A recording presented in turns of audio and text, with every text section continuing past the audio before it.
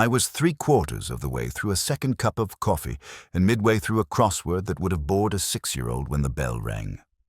Not the front door buzzer, mind you, but the bell from the kitchen, rung by Fritz with a discreet sort of desperation that meant only one thing. Someone was coming in who wasn't supposed to. Now, this being a Thursday morning and the temperature already impersonating a steam bath, I was in no mood for intrusions. But duty, as defined by my contract with Nero Wolfe, sometimes means ushering in the unannounced, uninvited, and usually unpleasant. I made it to the hall just as Fritz was admitting a woman who looked like she either owned a vineyard or burned one down for insurance. Tailored linen suit, dark green. Shoes sharp enough to slice prosciutto, and in her hand, not a handbag, not a folder, she was carrying a wine bottle. Burgundy, vintage by the label, and with the air of someone who wasn't here to drink it. Fritz looked apologetic enough to melt, and I waved him off before he tried to throw himself in front of the furniture. "Miss?" I asked, keeping my tone neutral. She had the kind of presence that made men stand straighter and women sharpen knives. "I need to see Mr. Wolfe," she said. "This concerns a private collection, one I believe he'll want to protect." There it was, the magic phrase.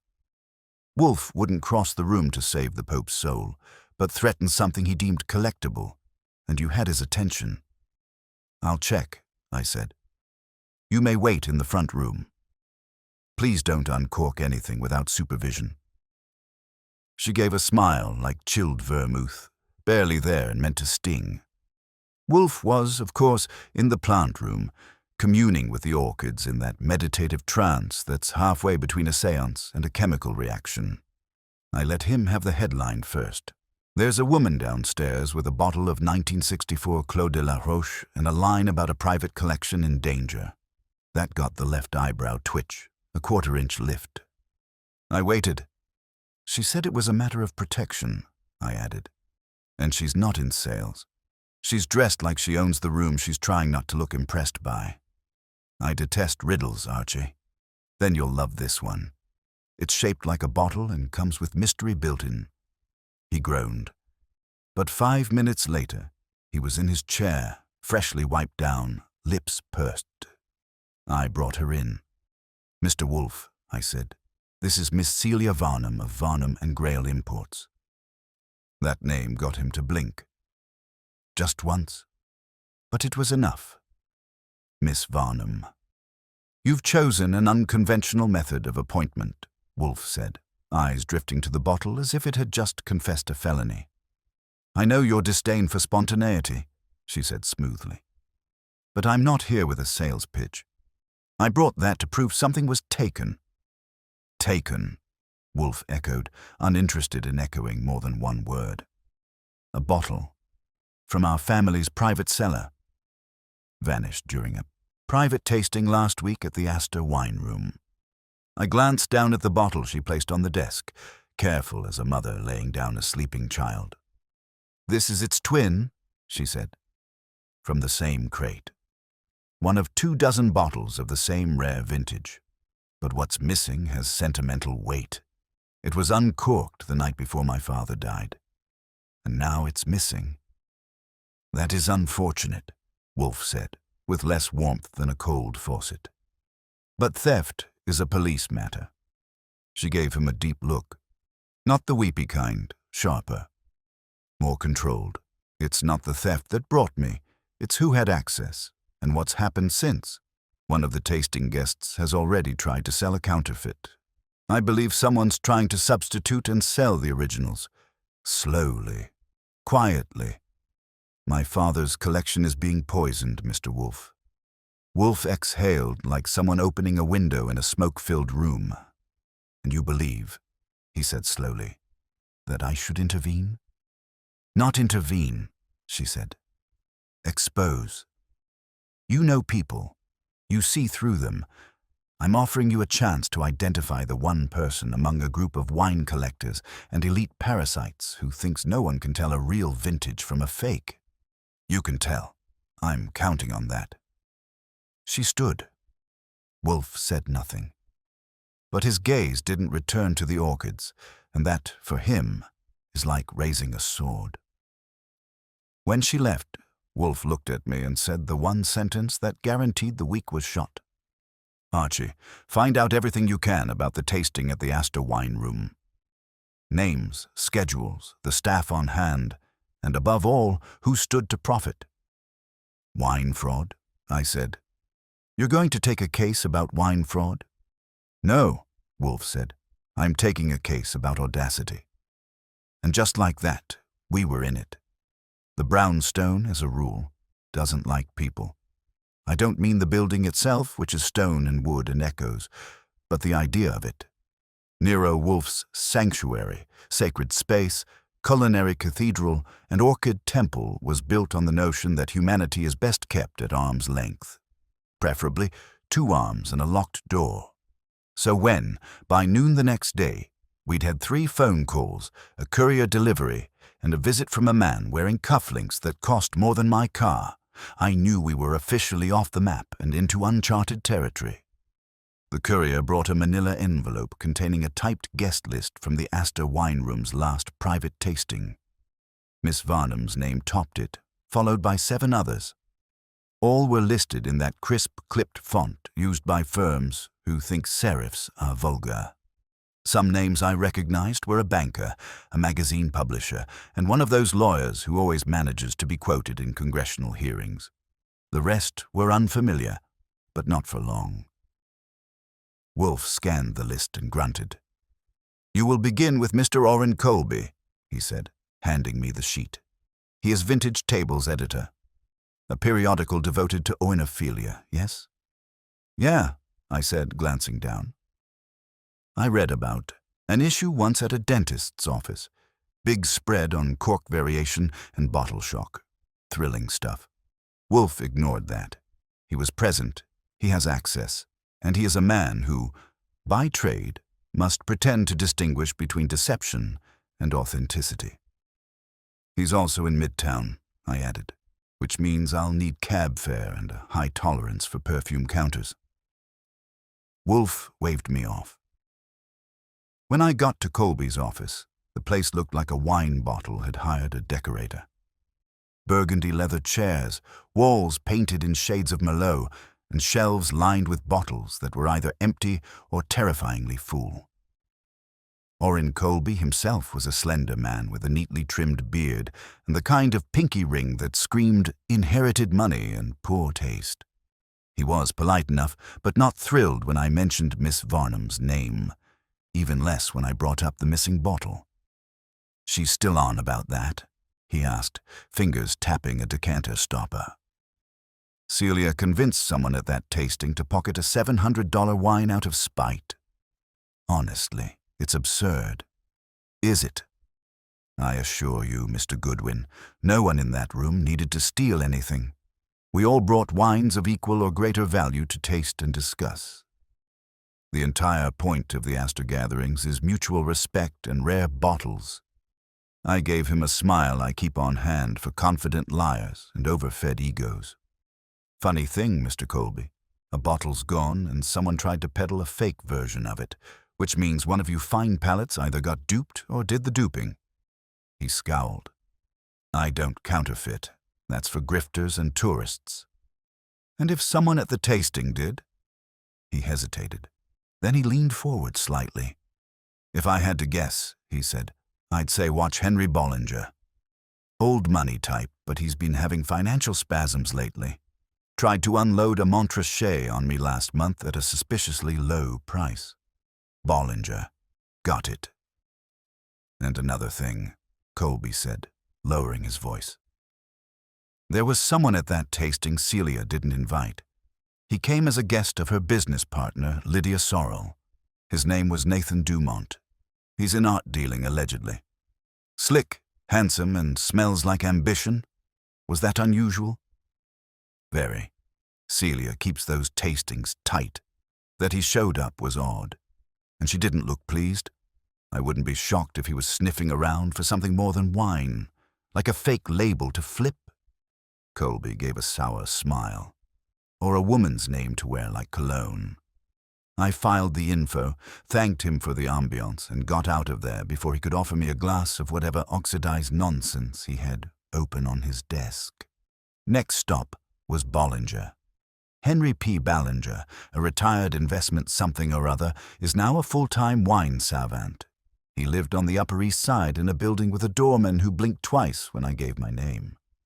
The apartment was one of those sterile palaces with too much glass and not enough books.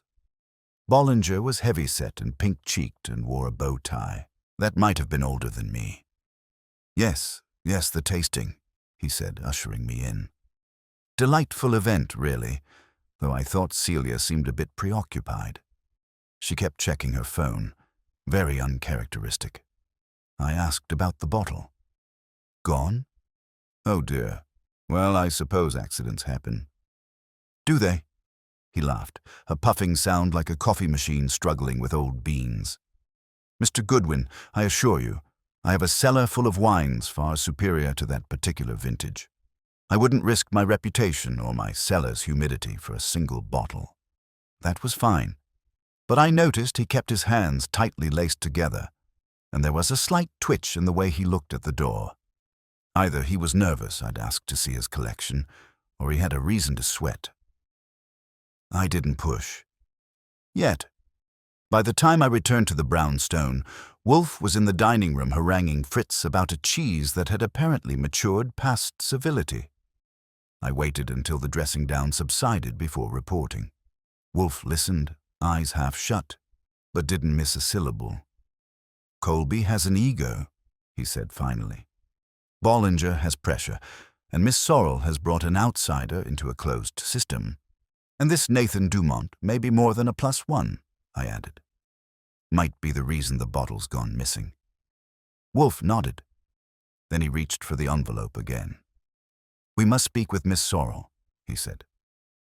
"Tomorrow." "Here. Another guest?" I asked. "Are you planning to charge admission?"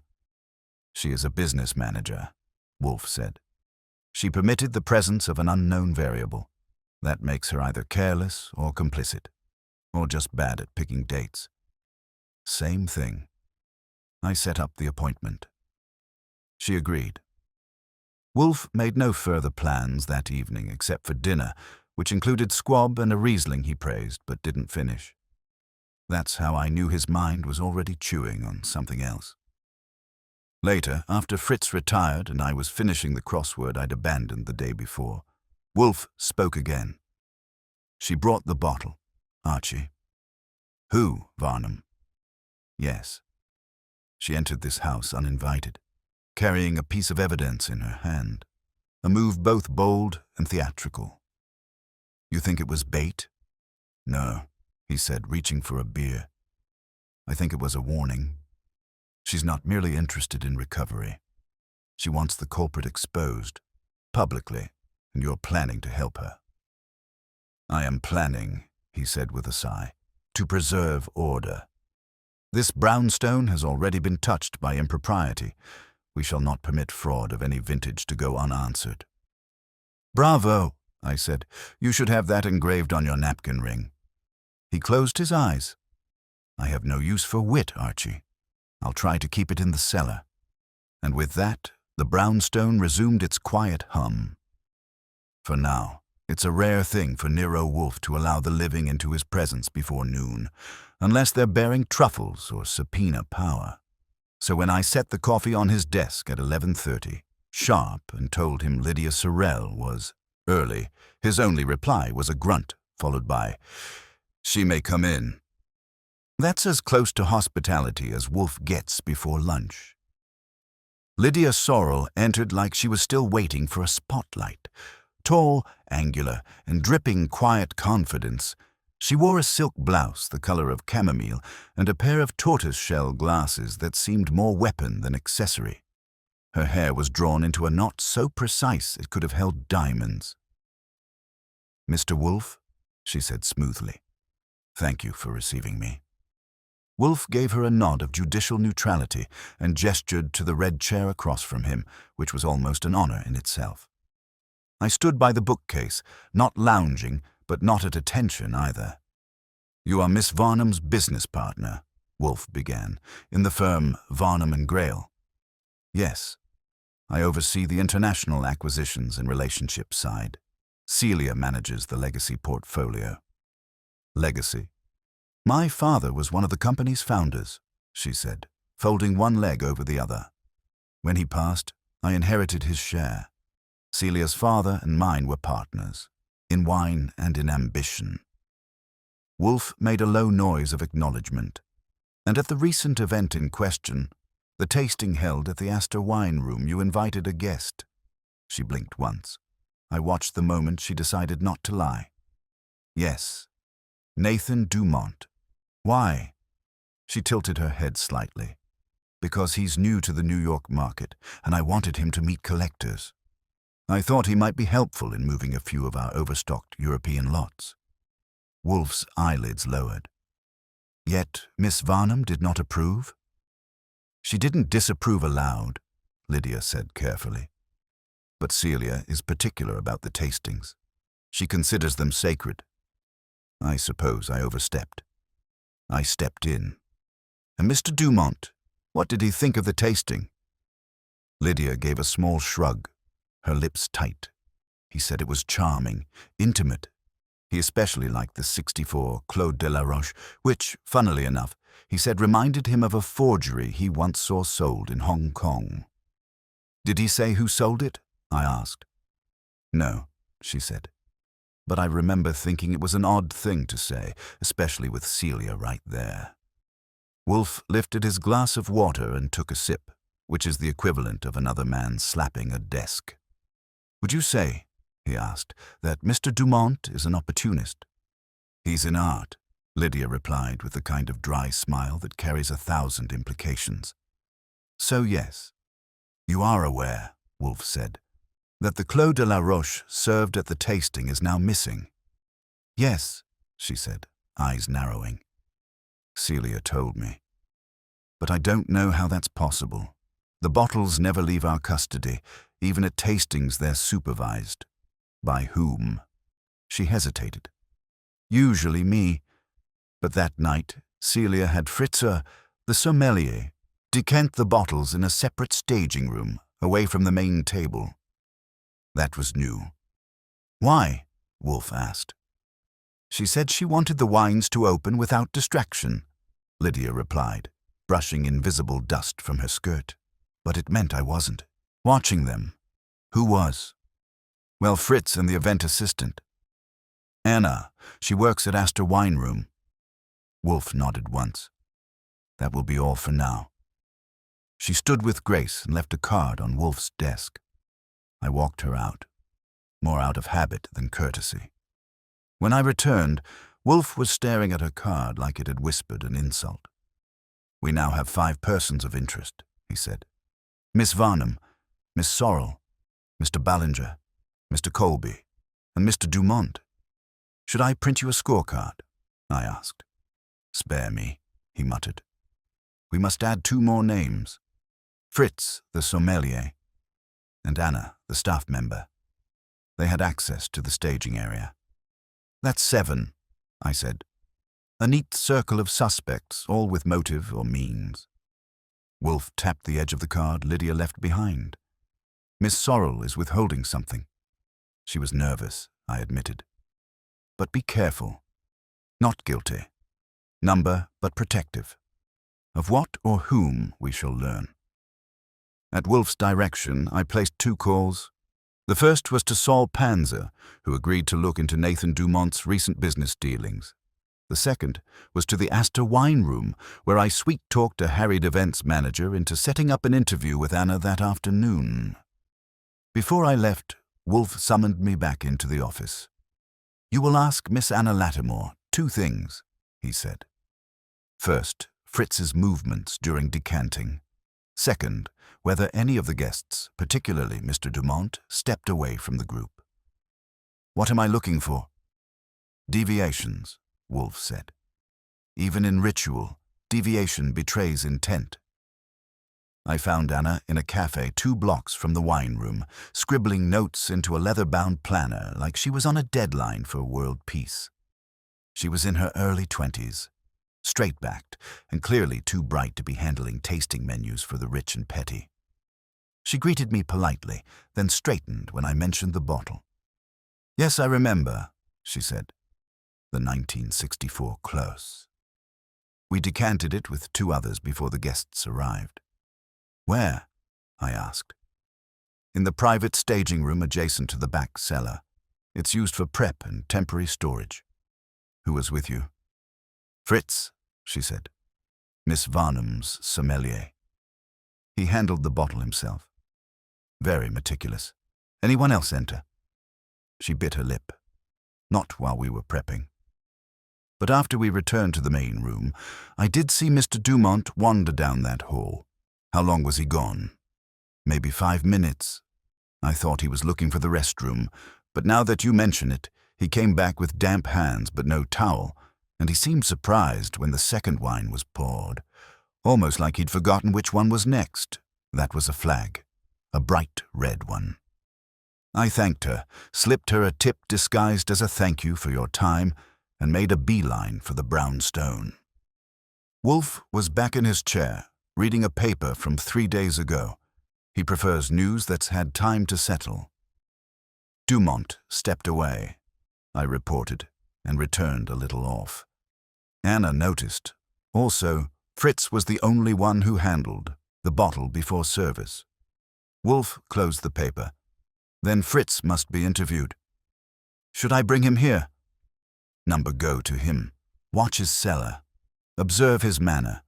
Ask about labeling practices and whether he knows Dumont." "On it," I said. "And what about Colby and Bollinger? We shall invite them." "Here. One at a time." I raised a brow. "You're gathering the suspects?" "I'm examining the wine before the cork is pulled, Archie. It was a strange case already. No body, no blood. Just a missing bottle of old wine and a room full of people too polished to be obvious." But Wolfe was leaning forward now, mentally speaking, and when he leaned, things moved. That night, Fritz prepared lamb. Wolfe ate in silence, and I knew we were headed into the deep descent. There's a particular kind of silence you get inside a private wine cellar. It's not the hush of reverence or the stillness of fear. It's the acoustic equivalent of someone holding their breath for decades. That's the first thing I noticed when I stepped into Fritz Arlo's subterranean kingdom. He didn't greet me at the door.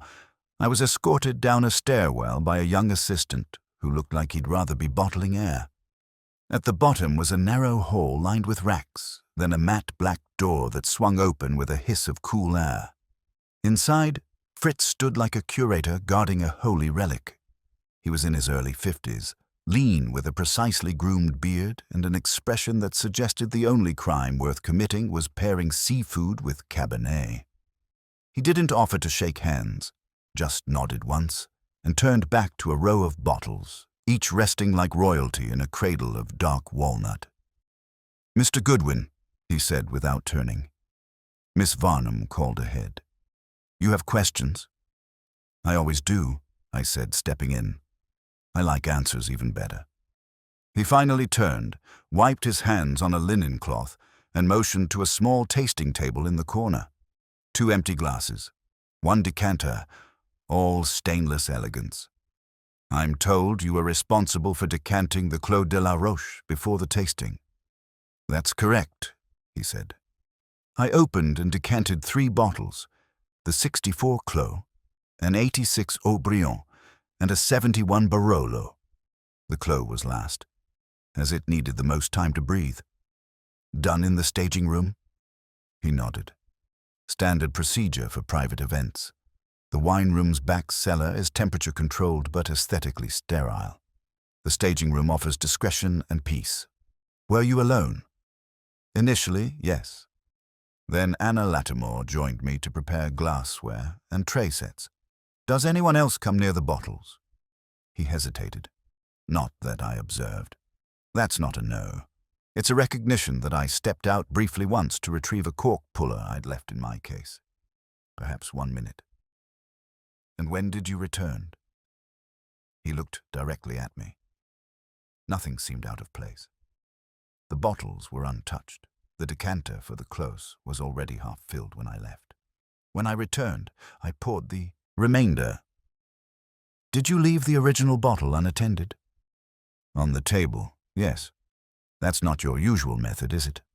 His nostrils flared slightly. Number, it is not. That told me that even professionals needed to slip.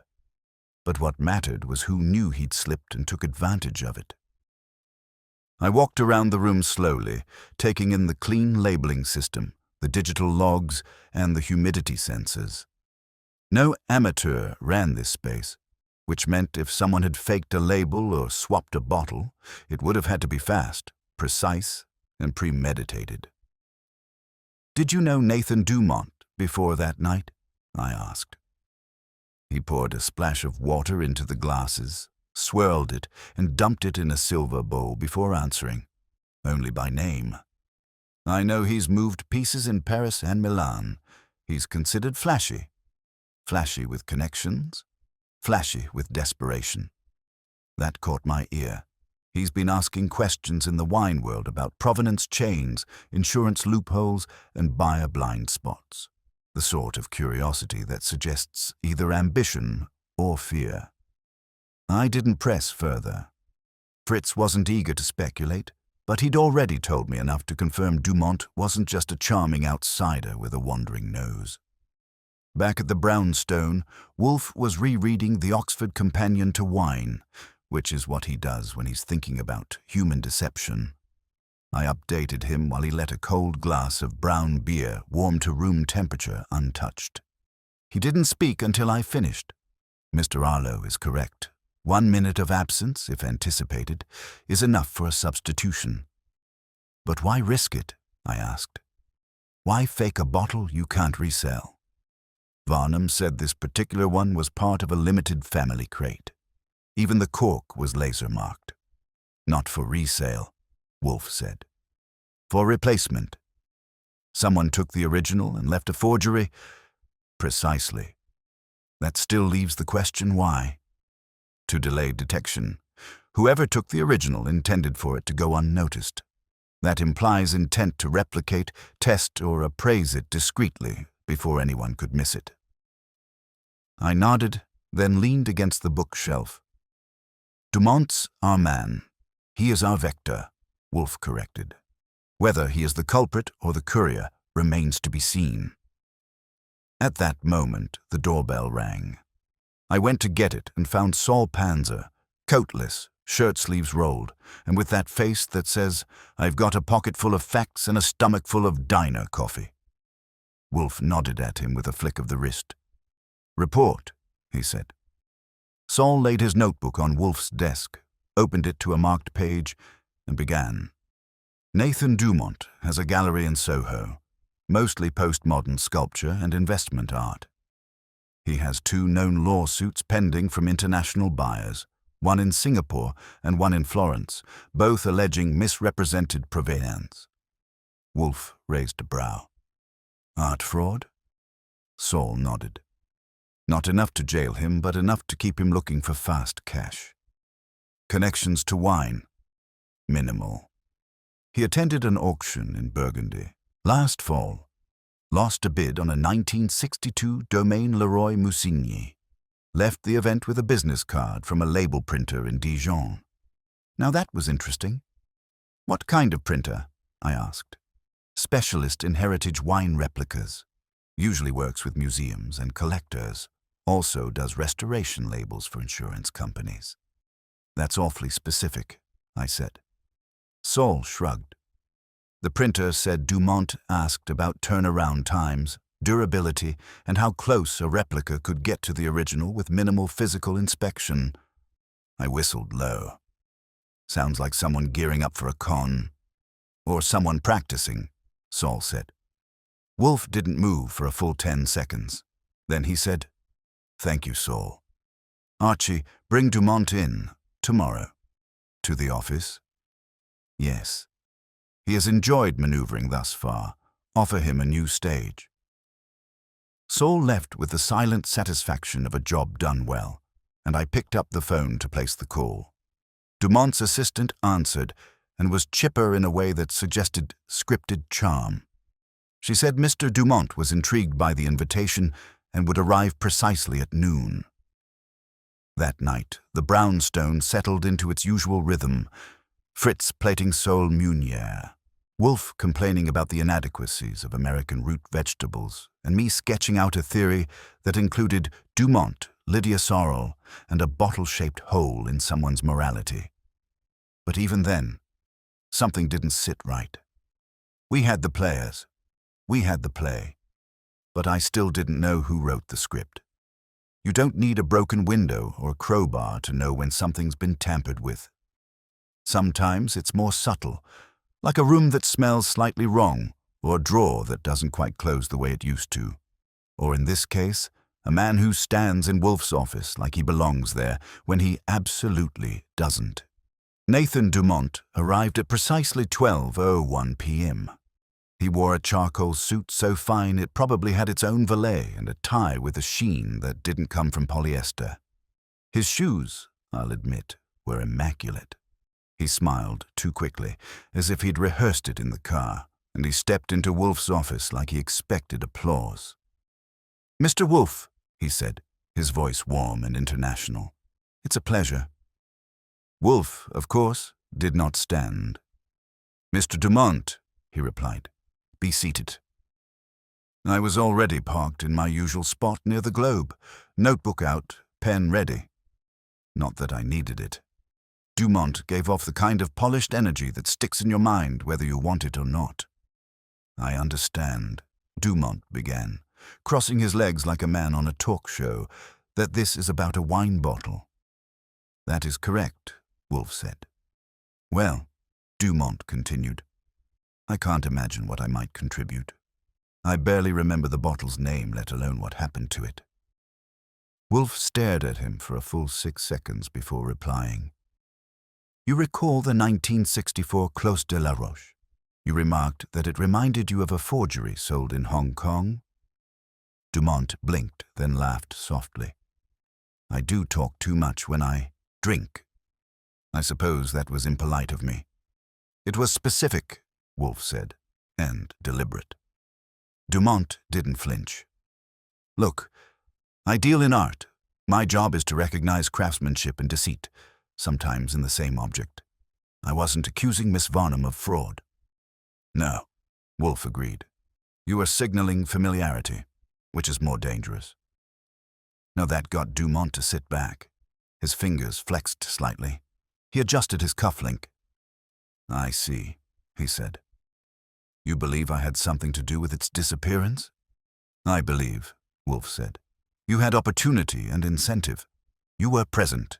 You stepped away, and you are in financial distress." Dumont raised a hand. "I have debts. Most entrepreneurs do." "Most do not visit a Dijon label maker," Wolfe said. That cracked the mask for half a second. Dumont's smile held, but the color in his cheeks shifted. "It was for installation," he said quickly. "I commissioned a piece using replica labels. An art critique on authenticity." Wolfe closed his eyes for a moment, then opened them again. "You presume art excuses the act?" "It does not. I haven't stolen anything, Mr. Wolfe. Number, you have mishandled an invitation, exploited access, and sought leverage. But you have not stolen." Dumont seemed genuinely puzzled now. "Then why am I here?" Wolfe leaned forward slightly, which in his world is the equivalent of rising to one's feet and pounding the desk. "Because," he said, "someone else has, and they have made you their distraction." Dumont sat motionless for a beat, then stood. "I came here as a courtesy," he said, gathering his coat. "But if this is going to be a trial—" "This is not a trial," Wolfe said sharply. "It is a tasting, and your flavor has been noted." Dumont hesitated. Then, deciding he wouldn't win by arguing, he gave a shallow bow and exited. I followed him to the door. "You might want to check your pockets," I said casually. He looked at me, confused. just to make sure no one's planted something. He didn't reply. Just walked down the steps and into a sleek black town car like a man late for a meeting with his ego.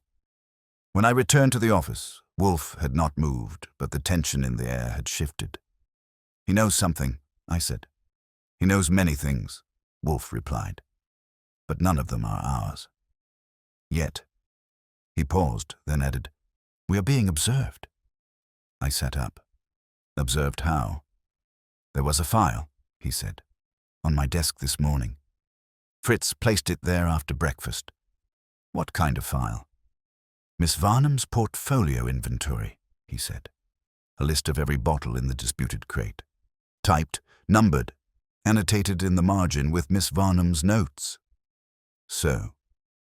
Wolfe reached his desk and held a page. "There is an error, a deliberate one." I leaned closer. "The fourth bottle," he said, "originally labeled as corked and discarded, but the margin note contradicts it. Decanted under protest, slight oxidation but preserved, which means it wasn't thrown out." "Precisely. And someone tampered with the file." Someone added that. "Contradiction," Wolfe said. "The ink is different." The pen strokes hesitated. The page was replaced. I looked at the page again, then flipped through the rest. "Someone's feeding us false data," I muttered. "Or," Wolfe corrected, "someone wants us to see the contradiction." That was when Fritz appeared at the door. "Sorry," he said, "but I thought you should know one of the spice jars in the kitchen was moved." Wolfe stared. "Which jar?" "The grains of paradise." That may sound like nothing to you, but Wolfe has very clear rules about the spice shelf. Grains of paradise is a rare spice he uses for very specific dishes, and it lives on the second shelf, far left, beside the coriander and below the long pepper. It had no business being moved. "Touched?" Wolfe asked. "Yes. Slightly ajar. The lid was loose." "Was it used?" "Number. But someone has been in the kitchen. That was a problem. Our kitchen is safer than most government facilities, and Fritz treats it as holy ground. The idea that someone had been in there without a trace to subtly reposition a spice jar, that was a message. Wolfe turned to me. "Call Miss Varnum. Tell her to come." "Now, and say what?" "Say her collection is no longer the only thing at risk." I made the call. She agreed to come within the hour. Then I checked the kitchen. Fritz hadn't exaggerated. The jar had a slight residue on the rim, like it had been handled and set back in a hurry. Not cleaned, not wiped. I dusted it, but whoever moved it wore gloves or was just too careful. Still, it had meaning. Someone was leaving breadcrumbs, or they were testing our reactions. When Miss Varnum arrived, she looked 10 degrees more composed than the first time. Same style, same direct gaze, but her voice had a new edge to it. "You said something else is at risk." Wolfe nodded. "Your file has been tampered with. A spice jar has been moved into our kitchen, and Mr. Dumont is not the culprit we are meant to chase. He is the distraction." Her eyes darkened. "Then who?" Wolfe didn't answer right away. He tapped the altered file. "Someone with access to your records. Someone with emotional investment. Someone who knows how to hide their moves in plain sight." She sat forward. "You suspect, Lydia?" "I do not yet suspect," Wolfe said. "My position, and I watch." She looked at me, seeking clarity. "He's saying," I told her, "that someone's playing a long game and we just took the bait." The brownstone was no longer untouched. There had been a trespass. Small, subtle, precise, but enough. The game was in motion now, and Wolfe wasn't going to blink. If you ask Nero Wolfe what he thinks about pressure, he'll say it belongs in a pressure cooker, not in his office, not in his home, and certainly not in his schedule. But for all his snorts and complaints, Wolfe thrives under pressure. Like a good wine under cork, he gets more potent the longer the tension builds, and right now the air in the brownstone was about to ferment. It started the morning after Mr. Varnum's second visit. Wolfe had barely taken his third sip of coffee when the phone rang. I picked it up, expecting it to be Saul or one of our usual shadow dwellers. Instead, it was Lydia Sorrel. Her voice was tight, too calm. "Archie, I need to speak to Mr. Wolfe. It's urgent." I put her on hold and relayed the message. Wolfe raised an eyebrow, then nodded once. When she came on the line, I didn't hear the usual social polish. She got to the point like a woman who didn't have time for makeup or manners. "I believe someone broke into my apartment last night." Wolfe sat up straighter. "That might not sound like much, but trust me. For him, it's a sprint." "Explain," he said. "I returned late from a client dinner," she said.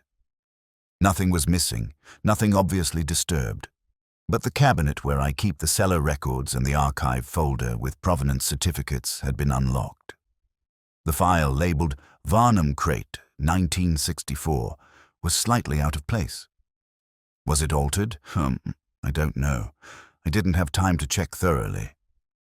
But it felt wrong, like someone had flipped through and left in a hurry. "Why call me?" Wolfe asked. She hesitated. "Because I think it's connected to your case. And because Celia doesn't know I keep a duplicate record of the collection." "That did it?" Wolfe's eyes closed for a moment, his version of a wince. "Miss Sorrel, your discretion is noted. Bring the file, this afternoon, 2 o'clock. She agreed and hung up. Wolfe looked at me and said, "We are being watched more closely than I thought." "Someone's nervous," I said. "Yes, and careless. A contradiction I intend to exploit. That would have been enough for the day. But as luck and trouble would have it, the next complication arrived in the form of Saul Panzer, unannounced and looking unusually grave. When Saul wears an expression like that, something's either been broken, bought, or buried. He stepped into the office, dropped a small photo envelope on Wolfe's desk, and gave me a nod. "Picked these up from a surveillance run last night." "Surveillance of whom?" I asked. "Bollinger," Saul said. "You asked me to follow the financial angle. I tailed him after a meeting with a private buyer." Wolfe opened the envelope. Inside were 3 photos. Bollinger standing in front of a wine vault, Bollinger shaking hands with a man whose face was blurred in motion, and Bollinger loading something long and wrapped into the trunk of a sedan. "The man he met," Saul said, "runs a boutique auction service out of Connecticut. Off books, mostly cash, deals in rare bottles and silent bidders." "Did you follow the delivery?" Wolfe asked. "No," Saul said. Bollinger doubled back and lost me in a parking garage. But he left in the opposite direction of his condo. "I didn't go home until 2 hours later." Wolfe grunted. "He's attempting to sell a private vintage." Saul nodded. "Could be the close. Could be another bottle. But he's definitely moving something under the radar." I glanced at Wolfe. "You still think he's not the main player?" "He is a vulture," Wolfe said, "feeding on what someone else exposed." "Then who opened the carcass?" Wolfe didn't answer. At precisely 2 o'clock, Lydia Sorrel arrived. She looked rattled in a very composed way, like someone used to being seen but not scrutinized. She carried a slender document case and wore sunglasses indoors. That told me everything I needed. "I haven't touched anything since this morning," she said, handing the case to Wolfe. He opened it slowly, pulling out a leather-bound folder with embossed gold initials V and G. Inside was a sheaf of papers, handwritten notes, and 2 laminated inventory sheets. "Are these identical to the originals?" Wolfe asked. "They were, and until recently," she said. "I keep them separate, for cross-reference." He handed the top sheet to me. I compared it with the altered file from earlier. The margin note on the disputed bottle was gone. So whoever had tampered with the brownstone file hadn't known about Lydia's copy. "Who else knows you keep these?" I asked. "No one. Not even Celia." "Then someone's covering their tracks in 2 places," I said. "Correct," Wolfe muttered, and failing both times. Lydia sat forward. "I believe it's more than theft now. Someone is trying to obscure the fact that a bottle is missing, or that it was never supposed to be found." "Meaning what?" I asked. She hesitated. "My father, before he passed, kept a private register of which bottles were truly authentic. Some in the legacy collection are exceptional, yes, but others were purchased in bulk and relabeled for prestige. He called it elevated truth. It was intended to secure business relationships. You're saying," I said, "some of the collection is fake by design. Not fake or repurposed, but if the wrong person found out, it could ruin our credibility." Wolfe leaned back and steepled his fingers. "Miss Varnum must be told." Lydia's jaw clenched. "She'll disown me. Then disownment is preferable to exposure, because that is what will come." She left minutes later, subdued and less defensive. Wolfe remained in his chair, but the wheels were turning at full throttle now. I stayed silent, waiting. After 5 minutes, Wolfe spoke. Someone learned of the register. They removed the incriminating bottle to examine it. When they realized it could be traced, they planted a substitute, then tampered with both files, and moved the spice jar in our kitchen. Yes, a gesture, a psychological marker, perhaps even a test of reaction time. "We failed?" "No," Wolfe said. "We passed. We are still alive. So far." That wasn't exactly comforting. At dinner, Fritz served a chilled cucumber soup and grilled squab. Wolfe barely touched either. That alone was a sign we were nearing the precipice.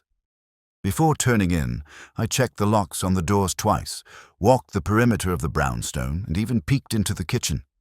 The spice jar was back where it belonged. Lid tightened. But the air felt different. We were no longer hunting a thief. We were circling a truth someone would kill to bury. When Wolfe starts repositioning people, it's not unlike a chessboard getting rearranged by a grandmaster in a foul mood. There's no raised voice, no drama, and no flailing. Just small, exact, and terrifyingly deliberate movements. If you're one of the pieces being moved, odds are you won't realize it until your king is flat on its back and the game's already over. That morning began with an orchid inspection that lasted exactly 16 minutes, 10 minutes longer than usual. I knew what that meant. Wolfe was buying time while he processed new angles. The moment he emerged from the plant rooms, face unreadable, he handed me a list. 3 names. Orrin Colby, Henry Ballinger, Fritz Arlo. "Contact each one," he said.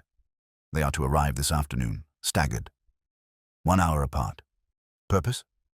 "Observation," he said, "and opportunity." I made the calls.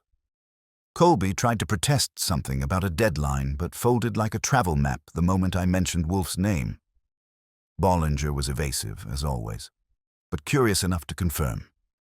Fritz, our sommelier friend, gave the kind of calm acknowledgement that told me he was suspicious, but still obedient. When I returned to the office, Wolfe was seated, glass of beer in hand, eyes not on the beverage, but on the freshly typed notes I'd compiled. He read with the deliberate pace of a man digesting both language and subtext. "Ballinger has attempted a quiet sale," I reminded him.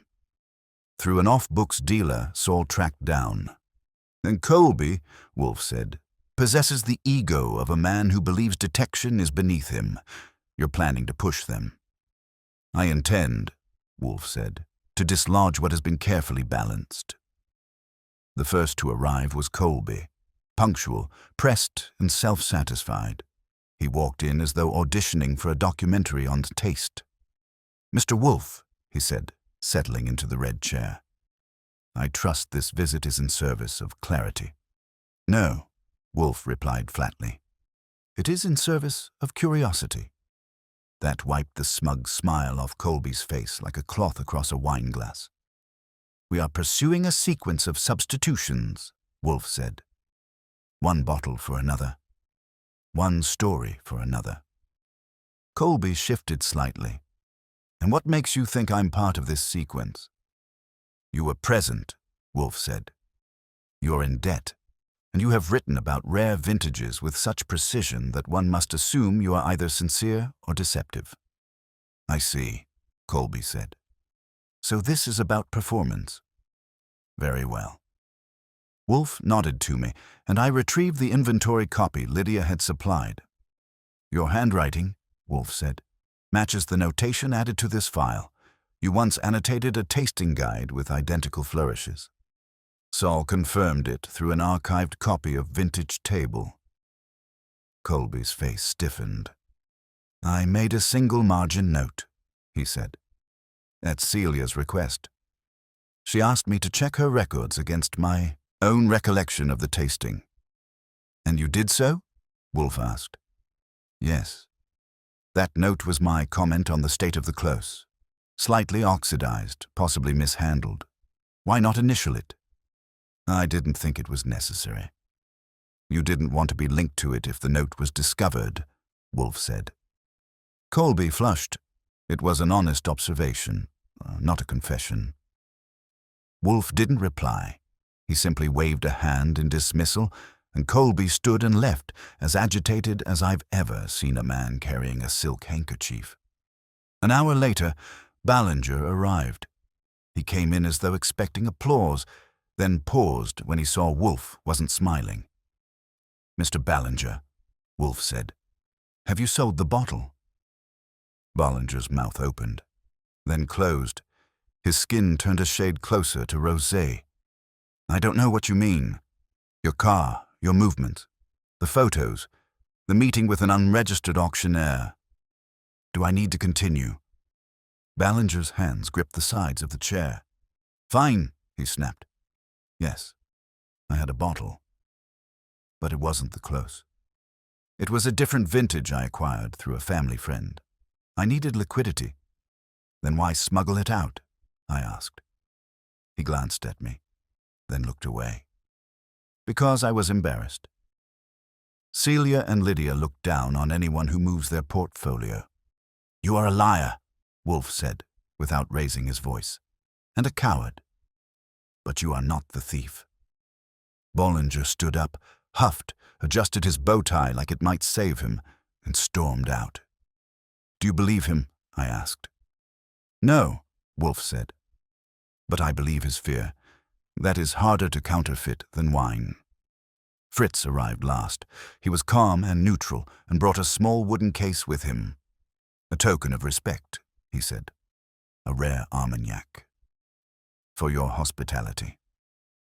Wolfe raised a brow but did not object. The case sat unopened. "I have questions," Wolfe said. "About decanting protocols, about oversight, and about Miss Sorrel." Fritz nodded once. I expected as much. Wolfe gestured toward the files. "You were in the staging room. You were alone briefly, and you had access to the collection before tasting."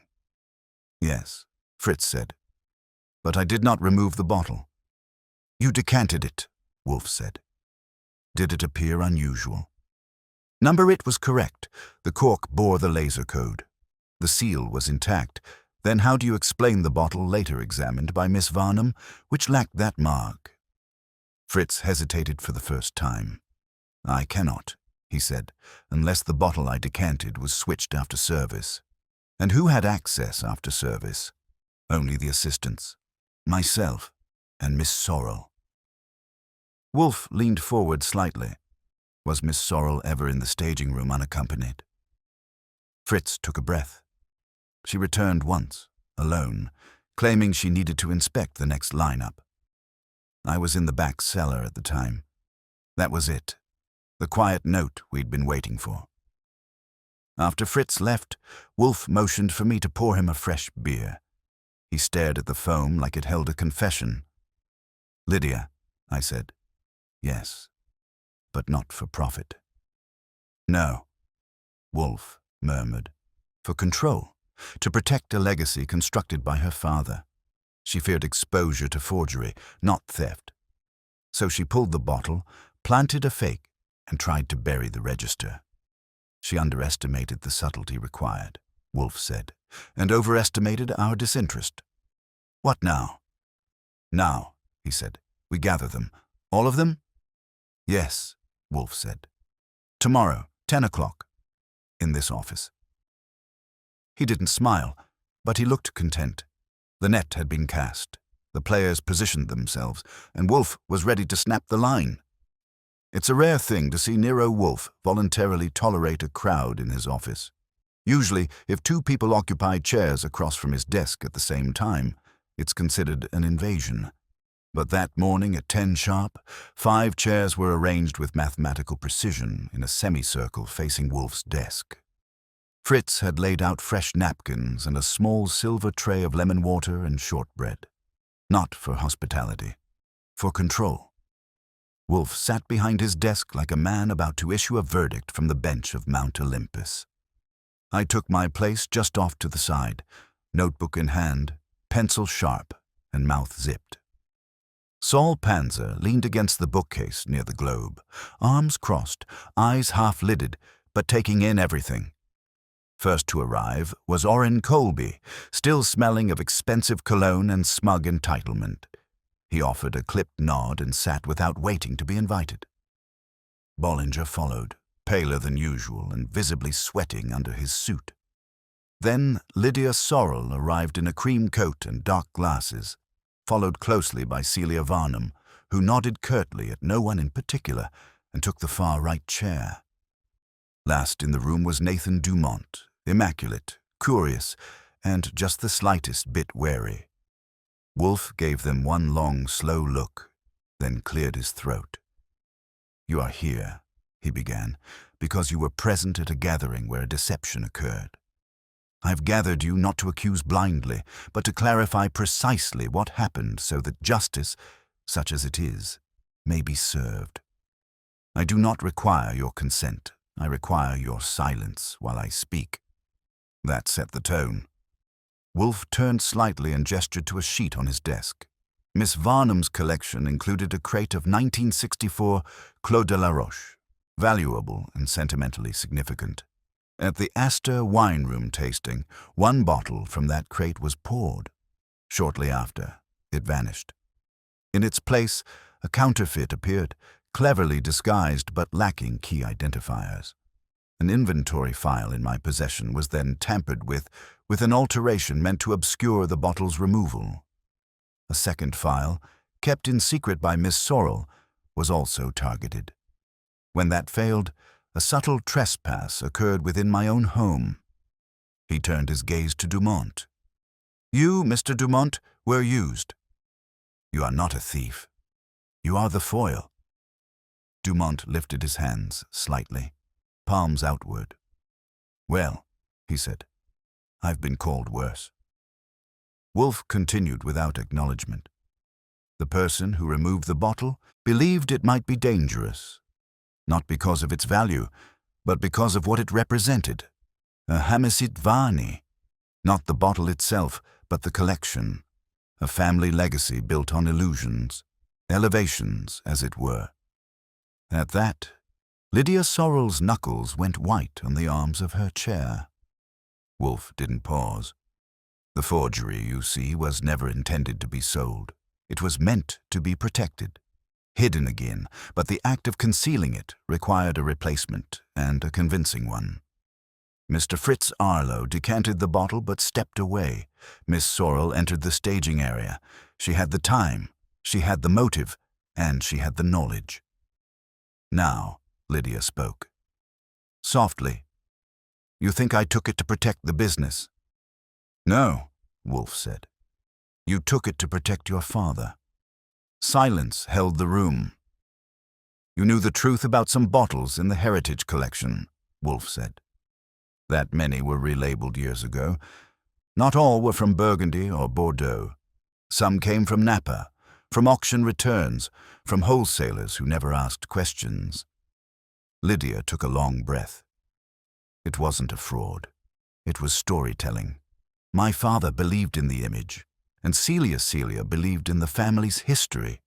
I wanted to keep it from her. From everyone. Wolfe nodded. But you made a critical error. You assumed the substitution would go unnoticed, that a simple note in the file, a loose jar in the kitchen, would mislead us. Celia turned to her. You lied to me, about the files, about the bottles. I lied, Lydia said, because I thought the lie was kinder. Bollinger shifted in his chair.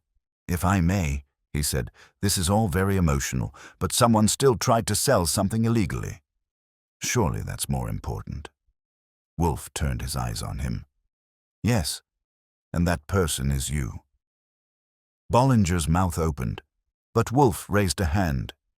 You used the confusion around the close to slip another bottle from your own cellar, one likely from the same questionable batch.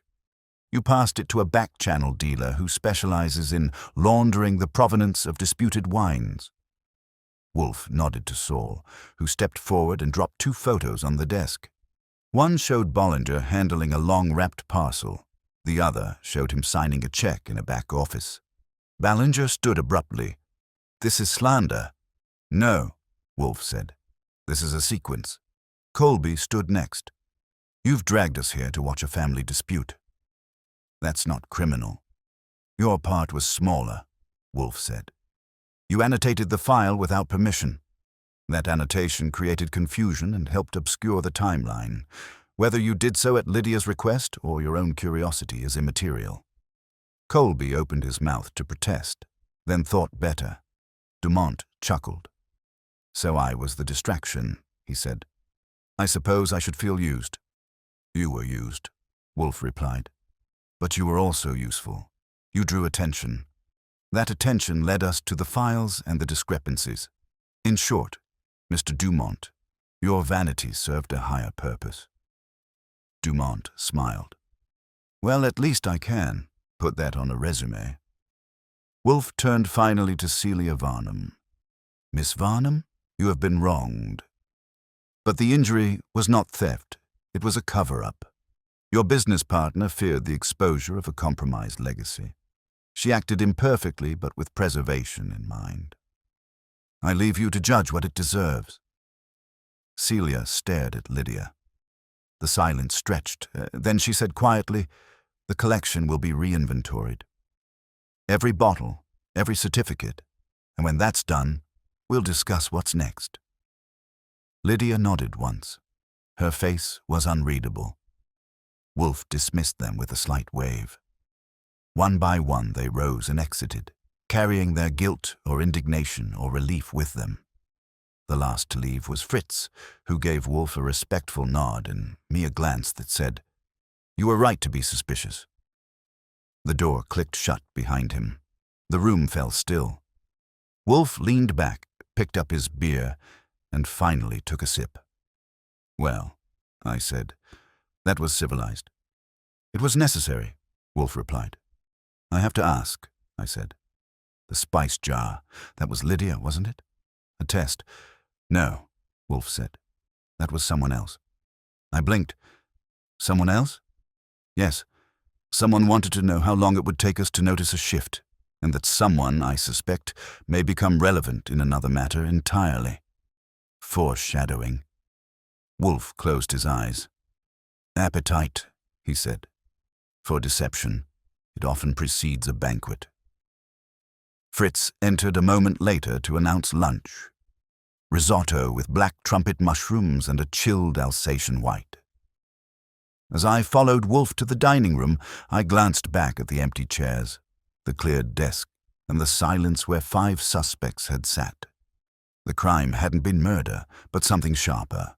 Betrayal dressed as tradition, and in Wolfe's world, that was enough to bring judgment down with the full weight of logic and language.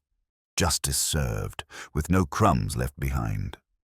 If you've never sat through one of Wolfe's office confrontations, it's hard to understand what makes them feel like a trial without a gavel, a dinner party without the food, and an execution without a blade.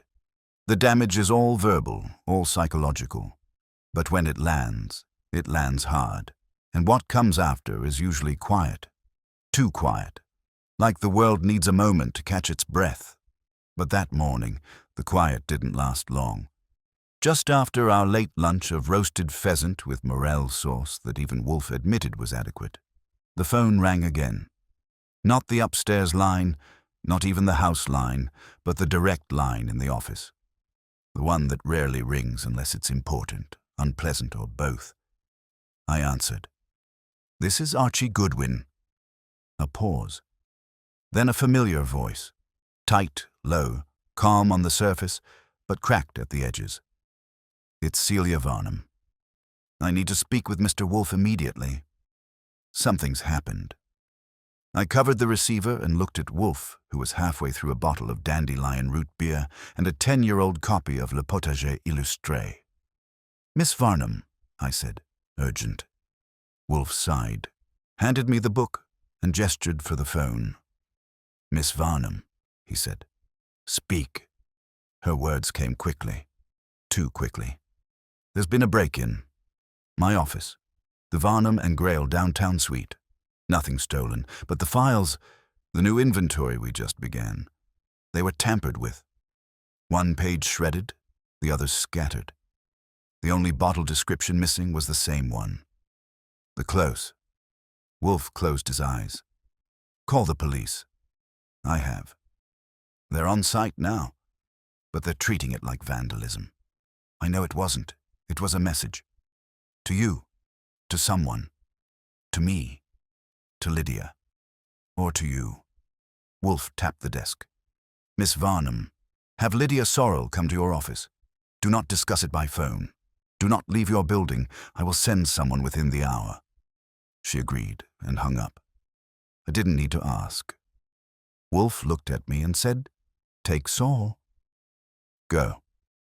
Within 20 minutes, Saul and I were downtown, breezing through a security checkpoint that looked more ceremonial than protective. The Varnum and Grail office was on the 23rd floor of a building that smelled like citrus polish and contract law. Inside, chaos had made itself at home, drawers yanked open, papers littered like confetti, and in the center, a woman standing in the wreckage like a general surveying a battlefield. Celia Varnum nodded at us, arms folded tightly. "I haven't touched anything except the light switch," she said. "The staff's gone for the day." I came alone to review the new inventory. Then I saw this. Saul peeled off to take pictures. I moved through the wreckage. Celia hadn't exaggerated the damage.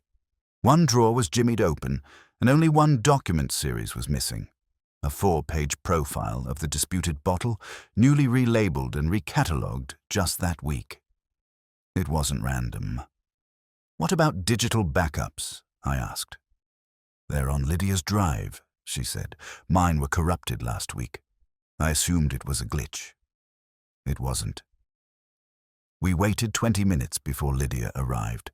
She looked tired, wary, and for the first time since I met her, uncertain.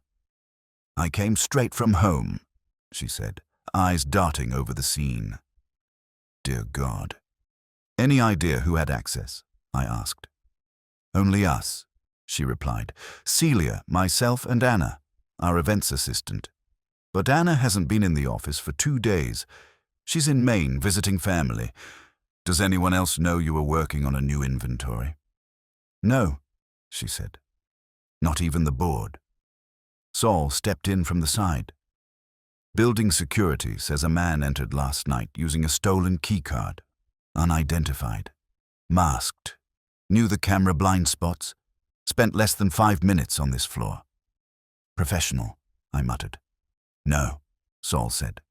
"Desperate." That stuck. Back at the brownstone, Wolfe listened carefully as I laid it all out. When I finished, he leaned back in his chair, hands tented, eyes closed. Then he spoke, slowly and with finality. "It is not Miss Sorrell." That made me blink. "Come again." "She had a motive," Wolfe said. "But she is not a burglar, and not desperate." "You're saying this was someone else?" "I'm saying this was Bollinger." I blinked. Ballinger? But he's already caught. We have the photos. The dealer, yes. But what you do not have is his reason. Wolfe opened the drawer beside his chair and pulled out the photos Saul had taken of Ballinger's off-books meeting. He laid them on the desk beside a printout of the original inventory file. Ballinger knew, Wolfe said. Knew the collection had holes. He knew there were bottles in that cellar whose provenance was shaky. And when Lydia confessed, it confirmed something for him, that the clos were the keystone. The one bottle that could reveal the lie? Precisely. Ballinger didn't mind the wine. He cared about the secret. If the forgery were exposed, the business would implode. Stocks would tumble. Shareholders would panic. He didn't want that. He wanted time to divest quietly. Then why steal the bottle? Why the break-in? To bury it, Wolfe said. Permanently. But he needed to know exactly what the new inventory would show, whether the forgery was traceable.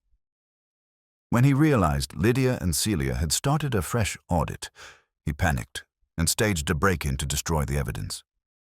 Wolfe nodded. Poorly. He's not a subtle man. I exhaled. So he's not just a parasite, he's the hand on the knife. Yes, but his motivation was not greed, it was self-preservation. Unfortunately for him, he failed both. Do we tell the police? No, Wolfe said. Not yet. Then what? Wolfe reached for the phone and called Celia. He asked her to summon Ballinger to a meeting. Noon, the brownstone. The next day, Ballinger arrived promptly, dressed better, cooler, as if he'd had a good night's sleep and a lawyer's advice. Wolfe didn't waste time.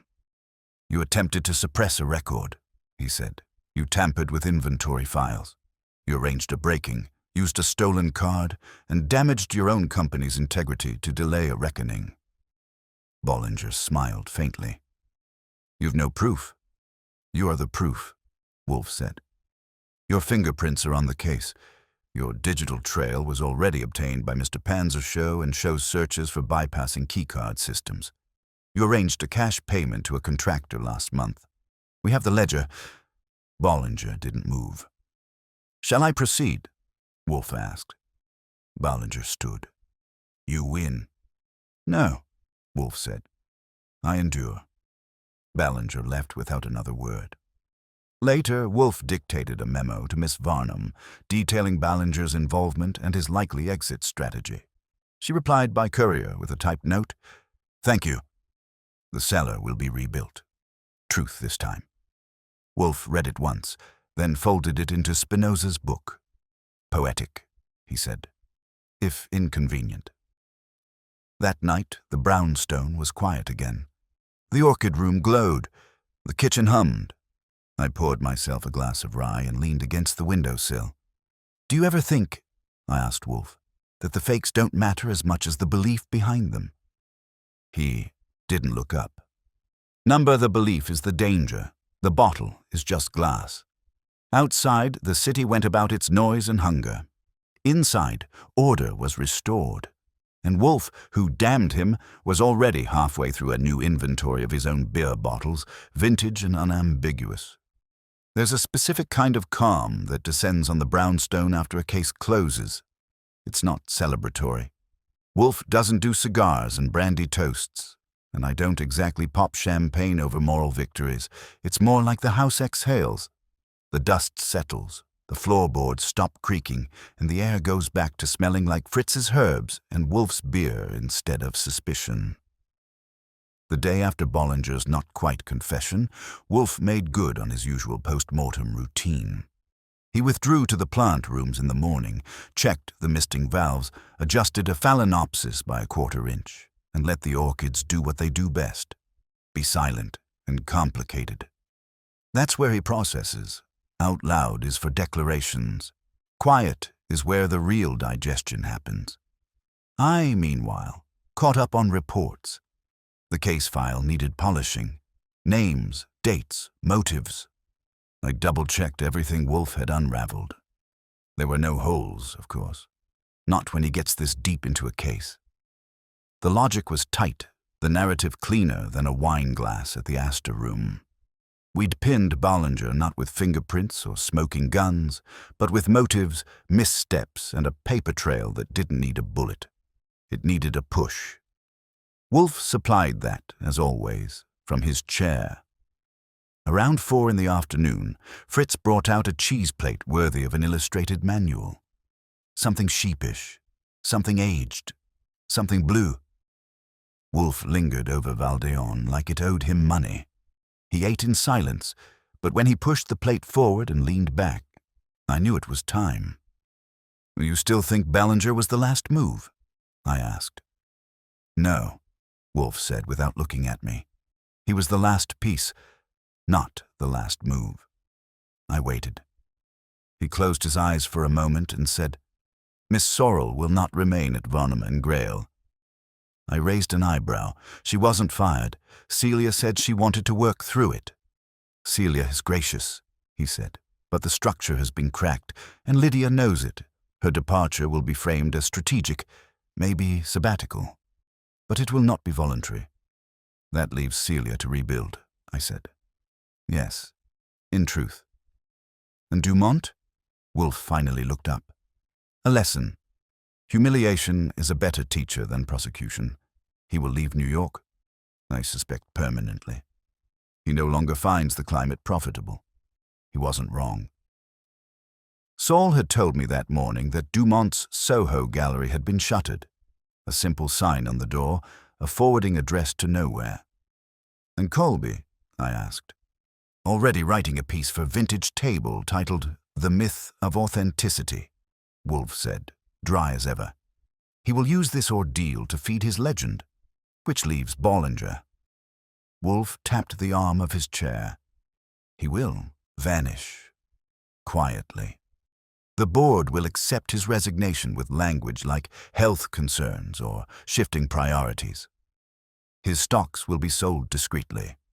His name was erased from the masthead within a month." "That's a neat little ending," I said. Wolfe's eyes met mine. There are no neat endings, only acceptable ones. I sat back and let that settle. He was right, as usual. What we'd resolved wasn't just a stolen bottle. It was the unmasking of a legacy curated like a museum exhibit, an illusion of heritage, polished and poured with ceremony, until someone finally dared sniff too close. The evening rolled on. Around 7, Fritz served a light supper of poached salmon, new potatoes, and a fennel salad that might have been the highlight. Wolfe, recharged from both victory and carbohydrates, was feeling philosophical. That's always a sign he's going to say something worth writing down. "Wine," he said, halfway through a bite, "is an indulgence of time." I looked up from my plate. "How so?" "It is grown, stored, named, and sold with the presumption that time adds value. That age bestows wisdom, but time is also deceitful. It can erode as much as it preserves. It hides flaws, softens rot." "Are you talking about bottles or people?" He shrugged. "Both." He lifted his glass of modest white burgundy and held it to the light. Miss Varnum believed she was guarding memory. Miss Sorrel thought she was guarding her reputation, but neither was truly guarding wine. They were guarding stories, and stories, Archie, are fragile. "Some hold up," I offered. "Some get better over time." He grunted. "Only if no one opens them." After dinner, he returned to the office, where a freshly delivered envelope waited on the desk. It was from Celia. Inside is a check, our agreed-upon fee, and a handwritten note. "Mr. Wolfe, you told me once that audacity was the real crime. Thank you for restoring proportion." C.V. Wolfe read it once and handed it to me without comment. I tucked it into the case file and closed the drawer. The next morning, the brownstone returned to its usual rhythm. Fritz was back to testing preserves. The orchids were bathed and unbothered. Wolfe read Le Monde aloud in French to himself, and I resumed my crossword, pretending it hadn't taken a team effort and a minor wine war to bring us back to normal. And then, just before noon, Wolfe spoke without looking. You will receive delivery in 3 days. A delivery? Yes. From Miss Varnum. What kind of delivery? He sipped his beer. A bottle. I stared at him. The close? No, he said. The truth. That was all he offered. 3 days later, as promised, the doorbell rang at 11:45. Fritz answered, signed for the package, and brought it into the office without ceremony. It was a single bottle, wrapped in linen, secured in a wooden box, not a 1964 Clos de la Roche. Something newer, a Ketoiser Domaine Dujac. No note, no flourish. Just a clean, unambiguous gift. Wolfe took it, examined the seal, and nodded once. He placed it on the lowest shelf of his personal wine cabinet without another word. What's it mean? I asked.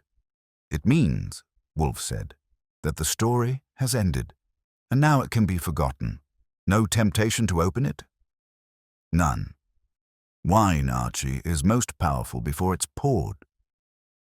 I jotted that down in the case file, then closed it for good. Outside, the city groaned and clicked and whispered its next problem. Inside, the brownstone held its peace. And somewhere between the truth and the bottle, Nero Wolfe had once again restored what mattered most to him. Order. At last, dinner was served.